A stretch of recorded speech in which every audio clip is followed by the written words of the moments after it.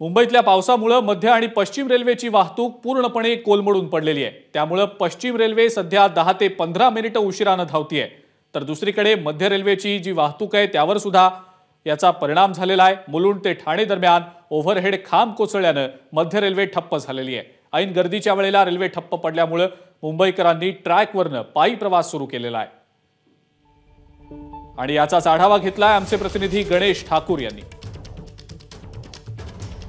मुंबईत मुसळधार पावसाचा परिणाम मुंबईची लाईफलाईन लोकल ट्रेनवरती आहे। मी सध्या तुम्हाला इथली दृश्य दाखवतो कशा प्रकारे या लोकलवर याचा परिणाम पडलाय।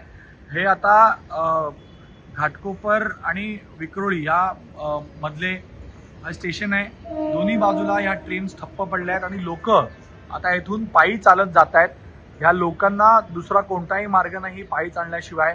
जी स्लो लोकल आहे किंवा स्लो ट्रॅक आहे तिथे लोकल पूर्णतः ठप्प पडली आहे। ओव्हरहेड वायर वरती तुटल्या आहेत काही ठिकाणी किंवा दुसऱ्या कारणांमुळे, आणि म्हणून स्लो ट्रॅकवरच्या या ट्रेन्स मधले प्रवासी पायी चालत जात आहेत। तर आता आपण पाहू शकतो की जी फास्ट ट्रॅक आहेत त्या फास्ट ट्रॅकच्या ट्रेन्स त्या चालू आहेत। मात्र स्टेशनवरती हे भांडूप स्टेशन आहे, त्या भांडूप स्टेशनवरतीही देखील या ट्रेन्स इथं उभ्या आहेत आणि लोक पायी चालत जात आहेत। दोन लोकल मला इथं या भांडूप रेल्वे स्टेशनवरती दिसत आहेत, एक इथं ट्रॅकवरती आहे आणि एक कांजूरच्या दिशेला या इथं ही ट्रेन आहे आणि हे सर्व प्रवासी पायी चालत इथं जात आहेत।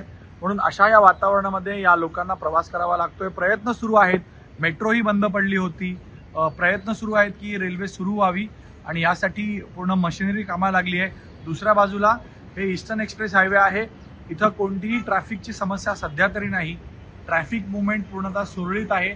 अशाच प्रकारे पुढे घाटकोपरच्या दिशेला ट्रॅफिक मुवमेंट सुरळीत असल्याचं बोललं जात आहे।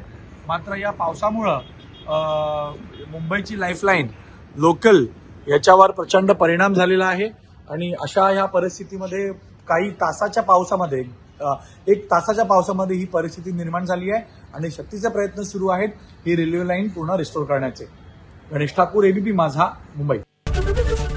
एबीपी माझा, उघडा डोळे बघा नीट।